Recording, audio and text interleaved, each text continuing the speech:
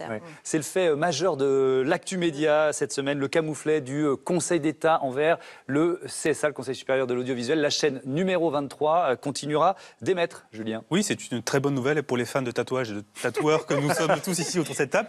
Numéro 23 ne fermera pas ses portes. Vous avez des tatouages? Non, j'en ai pas. Ah Numéro 23 je sais pas, je les ai pas vus, mais est-ce que quelqu'un a des tatouages autour Pas de moi. cette table? Non, mais ils ne diffusent pas que des reportages de tatouages. Non, mais il y en a beaucoup. Il y en a beaucoup. C'est comme ça qu'on les On a calme. beaucoup critiqué la chaîne pour ça. C'était histoire de se moquer un peu. Allez. Voilà, donc numéro 23 ne fermera pas ses portes fin juin. Numéro 23, et vous savez, c'est cette chaîne que personne ne regarde, 0,7% de part d'audience. Du coup, Pascal Ouzelot, son patron, avait décidé de la revendre à Next Radio TV, qui est propriétaire de BFM TV, pour 90 millions d'euros, alors qu'il avait obtenu la fréquence quelques mois plus tôt pour 0 euros. Alors le CSA a vu rouge. Un peu plus que quelques mois quand même. Oui, 2 ans, Voilà. 2 ans auparavant.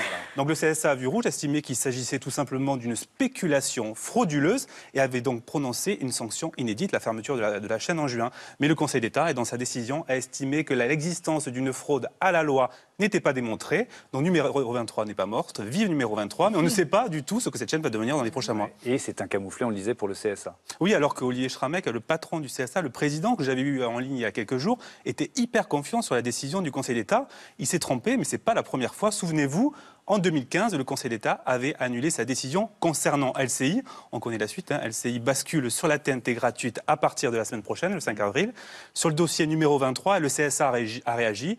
Il prend acte, mais il dit qu'en l'état de la législation, il ne lui est pas possible de remplir pleinement sa mission. Bon, en traduction de ce langage un peu feutré du CSA, ça veut dire qu'on a besoin de plus de pouvoir pour pouvoir sanctionner les chaînes à l'avenir. Alors de son côté, Pascal Ouzelot, il gagne une manche, mais il ne décroche pas le jackpot. Hein. Les 90 millions d'euros, pour l'instant, il ne les touche pas, parce qu'il avait renoncé à la vente pour calmer tout le monde. Mais voilà, les personnes que j'ai interrogées, les observateurs, sont persuadés que dans quelques mois, Pascal Ouzelot reproposera numéro 23 à un acteur du marché. Et il sera temps d'en parler à ce moment-là. Voilà. On vérifiera si vous avez eu raison. Merci Julien. C'est un